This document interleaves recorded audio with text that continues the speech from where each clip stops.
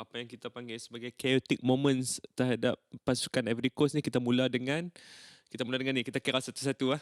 Kita mula dengan yang pertama sekali, keputusan untuk membawa pulang antara bintang terpenting mereka, iaitu Wilfried Zaha.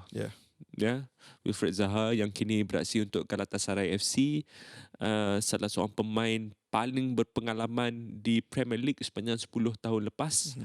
Bekas pemain Manchester United,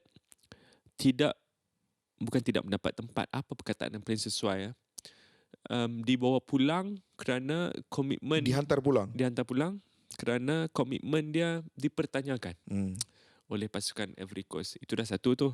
Itu kalau kita daripada luar ni, kita tengok, wah, ini boleh jadi satu kepincangan untuk moral pasukan ni. Betul. Kan? Pastinya akan ada a fraction of the team yang suka dengan keputusan tersebut, dan sudah tentu juga ada yang tidak suka dengan keputusan tersebut kan. This is one of your best players we are talking about. Betul.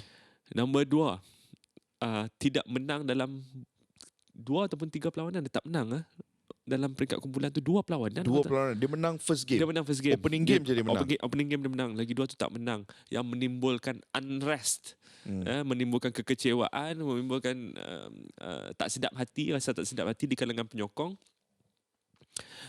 Akhirnya jurulatih dia dipecat halfway through the tournament. Selepas peringkat kumpulan.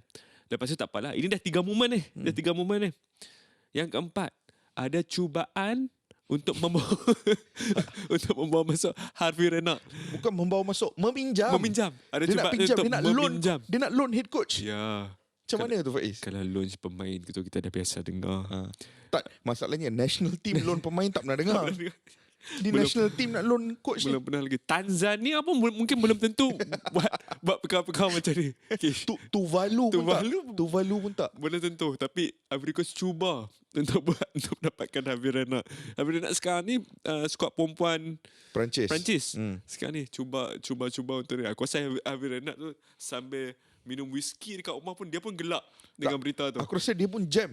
Dia pun dalam bertahun-tahun aku jadi coach ni, tak pernah kena loan pernah kena request loan ni. Jadi sampaikan masuk ke peringkat pusingan kalah mati, ada perlawanan di mana dia seri 0-0 sampai ke akhir perlawanan, akhirnya diselamatkan oleh sepakan penalti Frank Cassier yang tidak memulakan perlawanan tersebut, masuk sebagai pemain gantian, menyempurnakan penalti tersebut. Dan ada satu image, Kish, dia pergi dekat stands yang penuh dengan penyokong Ivory Coast, dia salute, dia buat celebration. Aku jadi macam, this is AFCON at its best. Nothing like it. Tak masuk akal lah. Kalau Super Eagles pula macam mana, Kish? Ini pasukan aku ni. Super Eagles. Super Eagles ni pun ada kontroversi daripada sendiri. Super Eagles ni ada satu masalah. Masalah mereka nak cari kestabilan di bahagian tengah tu susah. Ya. Tim ni ada penyerang yang bagus, wingers, attackers yang sangat luar biasa. Ada defensive setup yang okey. Tapi kat tengah tu yang selalu nampak terlalu kosong. Adalah nama-nama macam Joe Aribo, a few other names, but diorang nampak sangat pedestrian di bahagian tengah. Terlalu mudah untuk dilepasi. Tak robust. Dan benda tu yang menjadi masalah. Dah bertahun-tahun dah jadi masalah. Dan kemasukan jurulatih baru ni, jurulatih daripada Portugal, aku lupa nama dia, Jose something. Dia adalah bekas jurulatih Venezuela sebelum ambil alih Nigeria.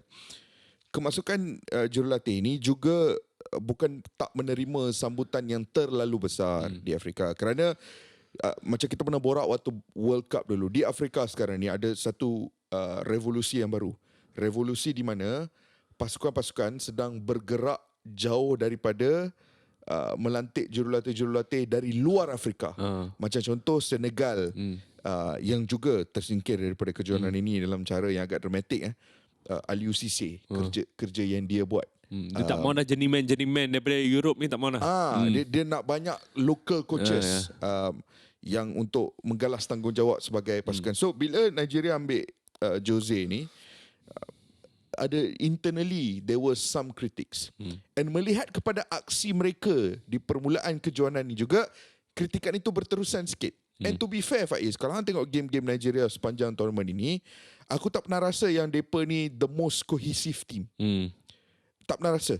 Nampak seperti mereka adalah pasukan yang sentiasa bank on individual quality untuk menyelamatkan mereka. Yeah. Dan di kejuaraan ini individual quality daripada nama-nama seperti Victor Osimhen, daripada nama-nama seperti Ademola Lookman, daripada dia budak-budak diorang panggil budak-budak diaspora, budak-budak heritage. Truss Ekong center back dia. Truss Ekong, Kemudiannya nama-nama seperti siapa lagi nama? I can't seem to recall now. Joe Aribo di bahagian tengah. All these heritage boys yang sort of doing the heavy lifting untuk pasukan Nigeria ni. Tapi at the same time, macam pernah dengar lah. Heritage Boys menjadi pemain utama. Tapi tak apa, teruskan. Saya macam pernah dengar saja. saya tak nak layan persoalan tu. Tapi that's the point. Yang pasukan ini, individual quality yang ada dalam pasukan ni.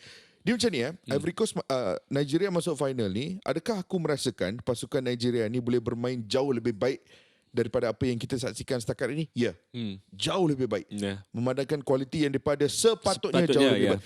Hang faham dengan kualiti yang ada, tak patutnya lawan South Africa, make with all due respect to South Africa. Aku sangat menghormati perjalanan mereka di kejohanan kali ini tapi dengan kualiti yang Nigeria ada, tak patut hang menang ke atas South Africa ni through penalty saja. Which is weird. Ya, itu yang aku nak sebut tadi tu. Dalam perlawanan tu pun tidak kurang juga kontroversi dah, Kish. Betul. Ketika perlawanan tiba di 10 minit terakhir, Nigeria sudah pun mendahului 1-0. Okay. Dan nampak seperti Nigeria akan menghabiskan perlawanan tersebut sebagai finalis AFCON 2024 ni. Kan? Mereka selepas itu menambah jaringan 2-0. Tetapi jaringan itu dibatalkan. Offside. Selepas dibatalkan, recall balik passage of play yang sebelum tu, rupa-rupanya ada satu kekasaran di kotak penalti pasukan Nigeria sendiri. Sehingga kan sudahlah gol itu tak dikira, diberikan penalti pula untuk South Africa. Dan mereka menyempurnakan pula penalti tersebut. Sekali lagi, Kish, kat mana lagi kita tengok situasi-situasi macam ni kecuali di AFCON. Tapi that's the reality. Nigeria so far dengan persembahan-persembahan yang mungkin tidak begitu fully convincing, tapi mereka tetap berada di final. But the weird thing is, Faiz, kejohanan antarabangsa ni, skrip ni kita dah nampak banyak kali. Portugal menang Euro 2016, tak convincing langsung all the way until the final. Aku rasa tak menang langsung di perlawanan peringkat Tak kumpulan. menang langsung. In the peringkat kumpulan seri ketiga-tiga perlawanan. In the knockout stages pun aku rasa mereka menang on penalty je. Only in the final yang stood out sikit. So tu pun penalti juga final. So Ivory Coast lawan Nigeria ni adalah final yang agak sedap lah untuk ditonton. Persoalannya, siapa yang rasa akan menang? Prediction hang? Prediction aku sebagai peminat Nigeria, aku rasa Nigeria akan cause an upset untuk pasukan tuan rumah. Banyak perlawanan untuk Ivory Coast. Sebastian Haller dengan Frank Kessié tak start tau. Aku pun tak tahu pasal apa. Aku pun tak tahu masalah kecergasan ataupun apa. Tetapi aku rasa ini adalah peluang terbaik untuk the Super Eagles meletakkan kembali mereka sebagai the royalty of African nation dalam bola sepak ni. Jadi aku akan rooting for Super Eagles lah. Super Eagles untuk menang, mungkin 2-1. Okay. Aku nak Ivory Coast lah. Home nation yang hampir tersingkir. Ya. Aku nak Wah, itu skrip dia gila kat tu. Aku nak mereka menang.